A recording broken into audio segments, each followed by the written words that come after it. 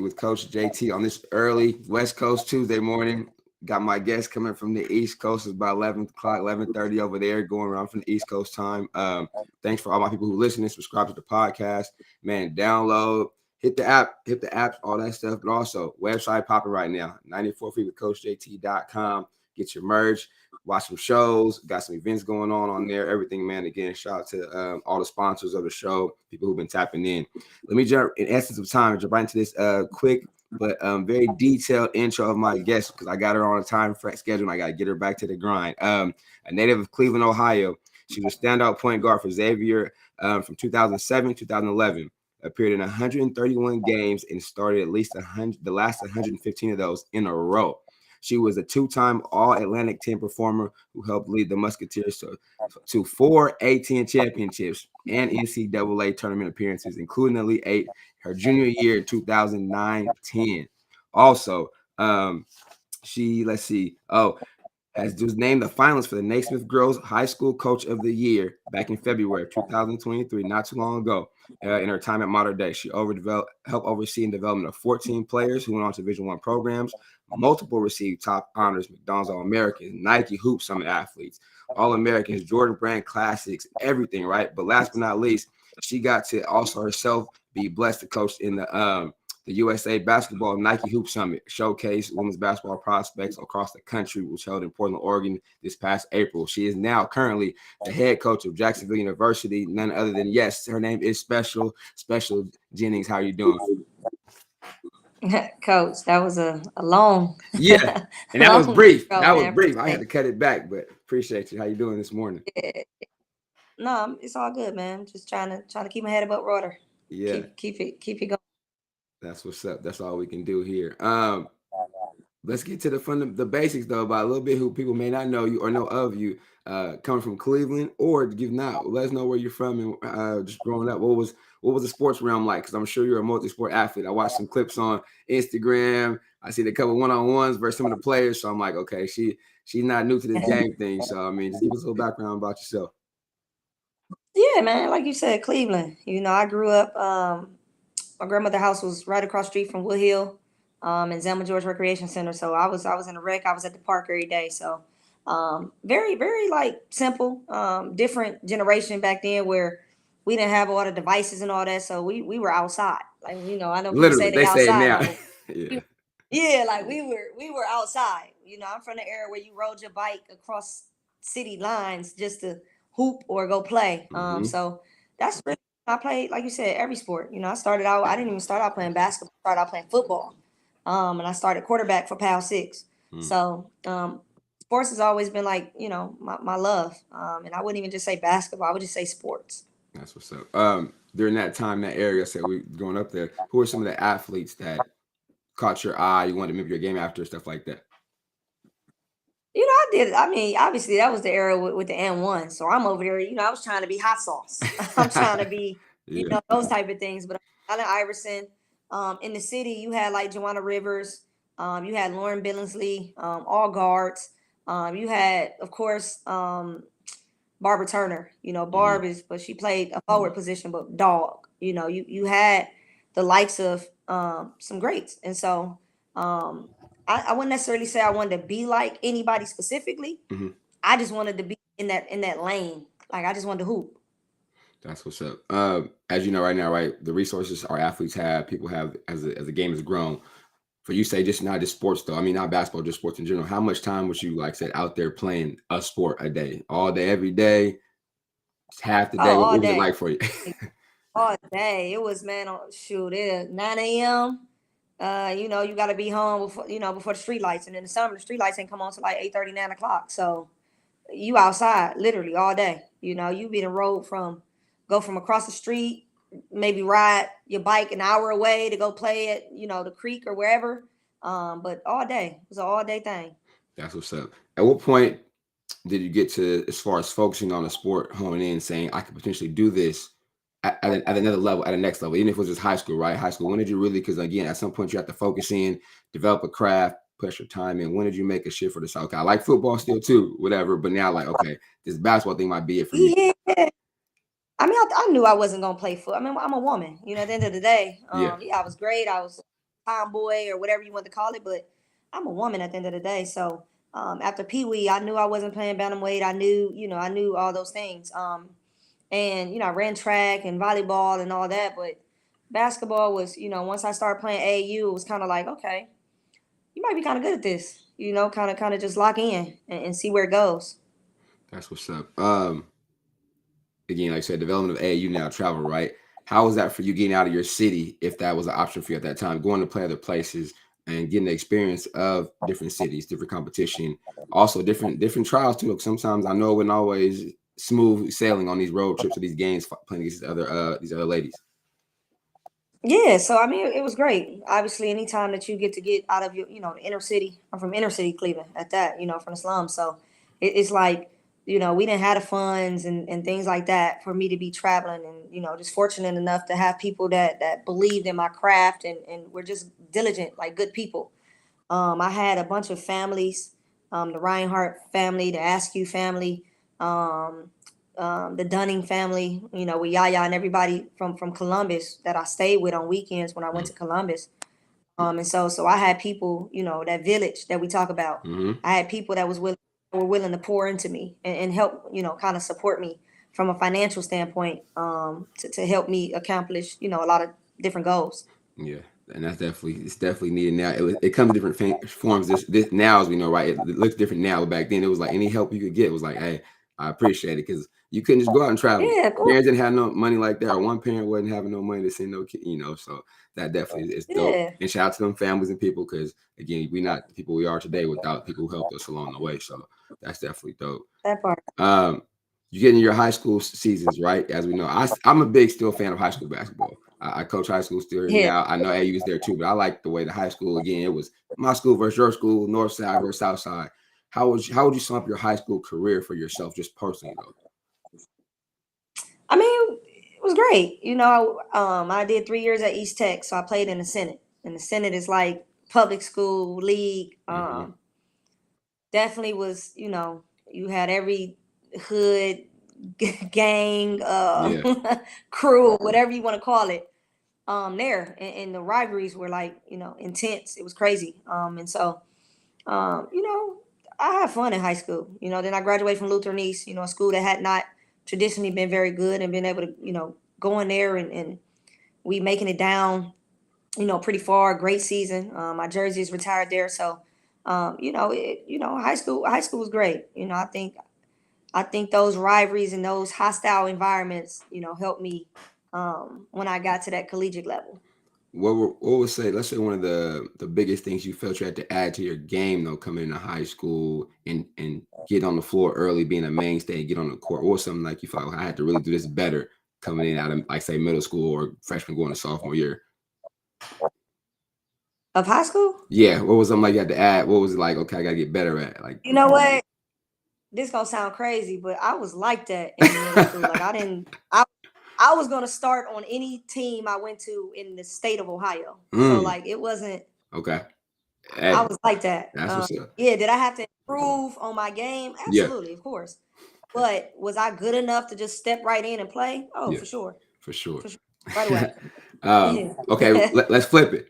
What was one of the hardest things you had to deal with or navigate through during those 4 years of high school? Anything come up like, was like, man, I had to really overcome this? Or because I mean, everybody highlights the good stuff. They talk about the shine, but what about the unseen hours or something like you maybe had to overcome and deal with to make sure you kept going?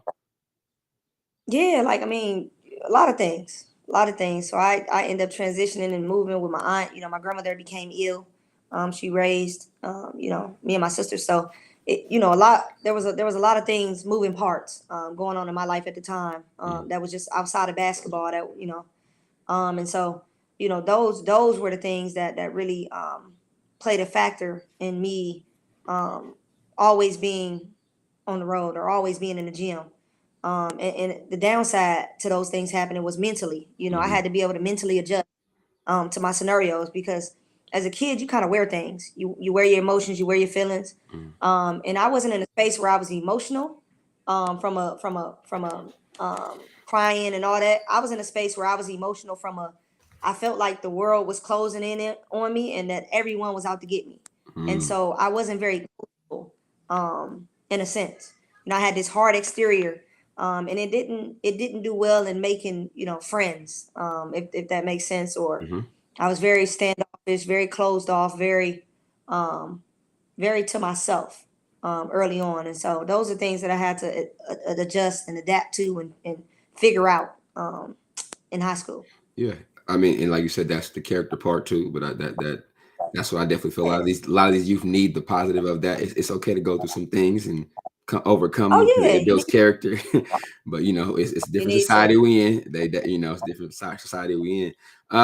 So coming out of high school, being that one, being her, as they say now, they call him or her, in that realm of sports, like you was as you know now, the recruiting stuff is crazy, right? People offers or visits, and was that like that for you growing up? Did you go attend Yeah, visits? yeah. I had to, yeah, like the offers, visits, all that stuff was the same. The difference now is the monetary value, behind it. Mm, Obviously we weren't getting money from NILs and those type of things. hmm But as far as the extent of what, coaches was doing to get players and everything like that, all still the same. yeah. um your decision making, was it difficult, easy? How was that? I think it was fairly easy for me. Growing up, Ohio kid, I was going to Ohio State. That's what it was. Mm, But I went and I visited Xavier, and I knew some of the pieces that was going to Xavier. I played against Amber Harris, Tashia Phillips. They played for the family. I played for all Ohio, so we'd encountered a ton. hmm And Amber Harris is older than Tashia and I. She's a year older, and so they were going to Purdue and end up going to Xavier. And I kind of just, to me, to be good, you need triangle, right? You need triangle and great role players, hmm and those were the two bigs, and I would be that triangle. mm, And so when I went and visited, though, like, Kevin McGuff, like he's a great guy. He's the head coach at, currently the head coach at Ohio State. Great family oriented guy. His wife Tish McGuff, phenomenal. Love her to death. Hell, I probably picked Xavier because of her. that's all Don't hurt right. your feelings, Kevin. That's all right. But yeah, man, she's dope. But he's great. He's one of those guys where he's not a coach that's trying to change you or trying to, he lets you come with your luggage, Mhm. meaning like everyone that was at Xavier has some sort of baggage. And, he was willing to allow you to come with that luggage and figure out, what to remove, what to keep. And it was great. We went to an Elite Eight. We were top 3 in the country. We were, all those great things. So 4 NCAA tournaments and 4 championships and all that. So That's incredible. that experience was none other. Yeah. Just how fulfilling was that for you though? Actually, for your family though. I mean, you put the work, you could do it, but what about the ones who help you get there? How did that make you feel for them? Yeah, I mean, anytime that you can bear fruit to your labor, or you can do things the right way, and it's almost like a return on your investment, right? hmm The return is not always monetary. The return is my family's name, or when people are asking me questions about my upbringing and those things, or the way I carry myself, the class and charisma, that's a direct reflection of my grandmother. So The, um, we often think that making it means monetary, right? And hmm and it doesn't. It just adds to the value of your legacy. And so, yeah, anytime you can do that, that's always a plus. That's what's up. So after a great collegiate career, high school career numbers, do you get into the pro game a little bit, professional women's basketball? Yeah, so I played. Yeah. I played 3 years. I went to Helsinki. I lived in Helsinki, and I lived in Germany, and so that was great. But as a college player, like I had played sports my entire life, so I knew, like, yeah, I'm not about to play another 10 years. Like, that's just not it. And the way that the league was, um, in my mind, absolutely. Was it good enough to make a roster? Absolutely. hmm But it's like what you see nowadays. You see number one picks getting waived, and that stuff happens because the league is just it's not it hasn't expanded. It's not hmm big enough, and so I didn't want to live in Europe 10 years. Like hmm I wanted to be able to come back. I knew that I wanted to coach. When I was, in college, I did the So You Want to Be a Coach program. I did different programs to kind of set me up for that. Okay. And so that's just the space I was in. Yeah, that was gonna be my next question. Actually, though, when did you start? But you already were preparing yourself for life after basketball and coaching as well. Absolutely. Did you have an idea of what level you wanted to coach at, or you just wanted to get in the game? No, I mean, coaching is coaching. I think that no matter what level, if you have a hand in on, what you're doing and how to do it, then you can see that. I just was a high school player. I was at Monteverde Academy, and winning back-to-back national championship. I've coached some of the best players in the country. So from recruiting to X's and O's to winning and all those things, it's no different no matter what level it is. And the conversation of, when you talk about women coaching men and all that, the gender is different. The game is not. The only difference, and it's not even a difference anymore because females are dunking now, but it used to be the only difference is that men can dunk, right? Right. Now, but if you take a team and you remove the gender, what's the difference?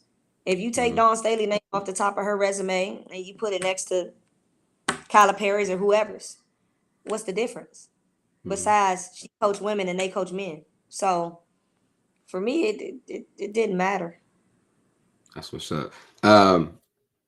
Who would you say, or I'm actually as coaching, how much time are you a film study coach? Are you an X's and O, like write everything there? Are you visual watching film? Are you doing a bit of both? What's kind of stuff that you kind of I guess kind of your style of research though? Because I'm definitely one that watch film and study other players and other coaches, stuff like that. Is it natural for you, or do you get your stuff from like information and reading and visuals, or what? Yeah, I mean, some is natural, but majority is obviously you have to research. I didn't invent the wheel. I'm smart enough to know that I don't know enough. And so definitely research. So I watch a lot of, when I first started getting into it, for me to, in our business, and I don't know what it's like on the men's side, but for us, Black women are recruiters. That's the box that they try to put us in. And so my whole goal as a coach was to make sure that I am more than a recruiter. Like, am I good at recruiting? Yeah. Oh yeah, great. Hell of a recruiter, obviously. The other things, you don't go 68-6 just by recruiting. You got to be able to manage talent. You got to be able to coach talent, and all those things. So I watch. I studied a lot of film from. I watch NBA and NCAA and WNBA. I go and I watch the last 3 minutes of all like playoffs and championships, and that's where important. Yeah, because you learn about timing, when to use timeout, when to switch your defense, what some of the sets they draw up, the mistakes that coaches have made down the line. True. Foul, should you not? Should you let it play out? All things yeah. So I did a lot of that early and still do it. And that really helped me. That's what's up. Going into your new first season at the new location, new school, what are some things or what are some philosophies that you already got in place or that you're bringing with you that you need everybody to be aware of, be ready for when y'all come on the court this fall? Yeah, just a winning mentality, and that looks like going to class, competing. Our acronym is PACE, perseverance, accountability, competitiveness, and effort. Those 4 things, and that's just not basketball. That's just life. Like those are life acronyms, and so same thing, man. The method doesn't change. The people have, and so just implementing the foundation, making sure the culture component is right, having the right people in the locker room, making sure that that people are here for the right reasons.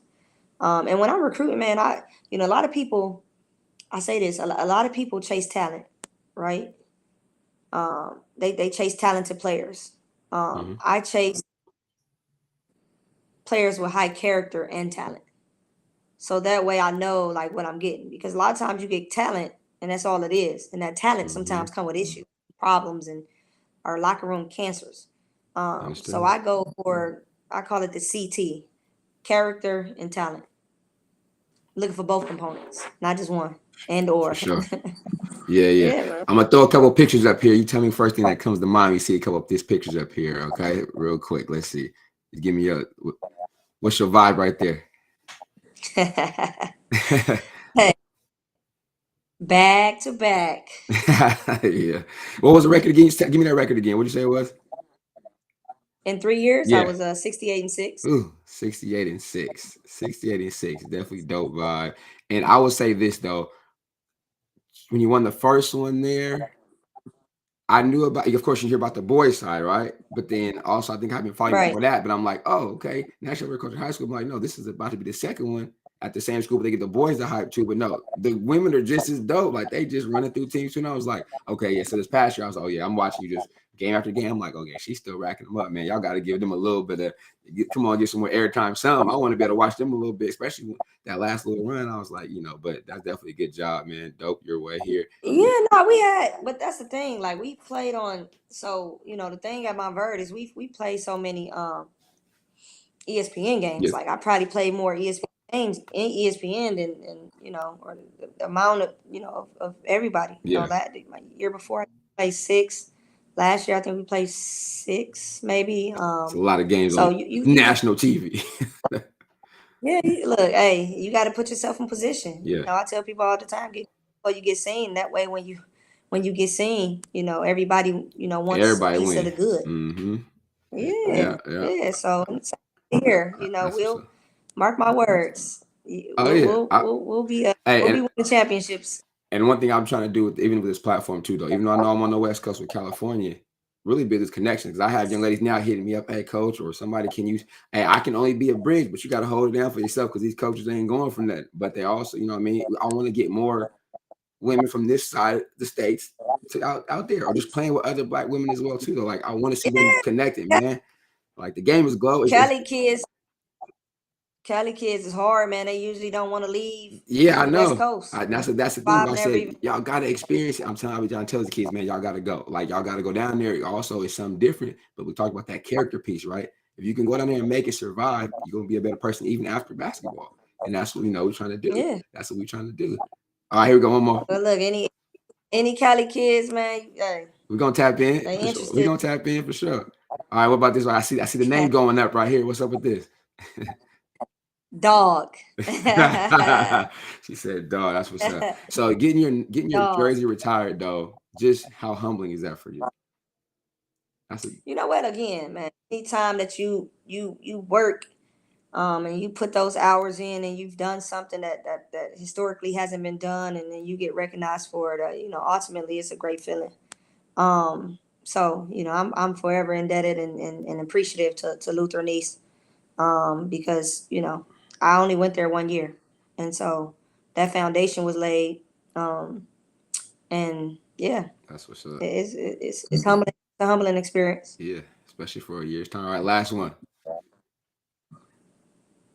It's a dope pitch. I see the confidence. I see that, but I see this. I mean, again, just that people follow you. They see the swag, see the dress, but also I see the charisma. But also for me, just visually, I'm okay, confidence. But also, yeah, she fresh with the suit, but also like the serious face, but with a half smirk. So I'm like the little bit of, I see y'all, but I'm like, I'm really still about this, because I watched you play one-on-one with a couple of players on IG. I was like, oh yeah, she still lace them up. I love that. I love that.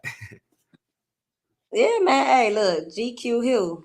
You gotta kind of, like I said, you have to find your own lane and kind of just stick into, like me. I've never tried to go into this business being like nobody. I've never tried to do it like nobody.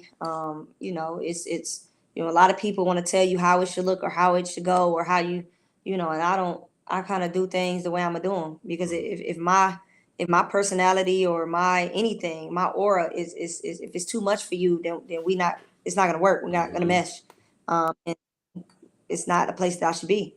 And I'm one of the younger coaches. I'm Black. I got tattoos, and I do things the way I do it.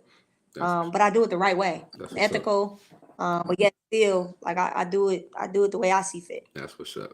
All right, before I let you go though, so as we know in the game, triple threat is dribble, pass, shoot. But right now I want to get your triple threat. 3 things that you hang your hat on that somebody listening Somebody that don't know you want to know, okay, oh, that's Coach's triple threat. Give me 3 things that kind of resemble you, or you put your whole valuable to yourself in your program. Character, confidence, class. Easy. Character, confidence, class. Came out real quick. That's probably the fastest I ever got somebody to answer that question, but that's you, right? You already know. Yeah, that's what's up. That's it. So again, everybody watching, listening, tap in, man. Coach Special Jennings down in Jacksonville. Follow her movement, but also tap in, ladies, West Coast out here, Cali, wherever y'all at. Tap in with me. We can see what we can do. Send some film. You know, it's recruiting for 2026, 27 right now, so they better get on. Coach, I appreciate you taking time out your day. I know you're busy. Best of luck this season, and I'll definitely be watching and keep going, man. I'm definitely appreciate your work, and just keep grinding. It's the best is yet to come. For sure, man. Hey, you got my number, man. I do. Reach out. I appreciate you. Yeah, definitely. Like I said, so I got some stuff I want to talk about because I definitely want to put together something for the young ladies out here in Cali, something like that, so we can get more of you coaches out here, even for a weekend or for a day, and get them all in the gym for you ladies or something. I got some stuff I want to talk about, but I definitely give you some support. But we'll talk about it. So I appreciate you. Okay. Cool. All right. Hey, everybody, again, tap in, follow the movement. She's starting something new, so y'all gotta get on the train now. Don't hop on the bandwagon later because she ain't going. Hey, all right, man. I tell people, hey, ride the wave before it comes a tsunami. Hey, there you go. You heard it here first with Coach JT, Jump Coach Jennings, 94FeetWithCoachJT. We out. Peace. Later.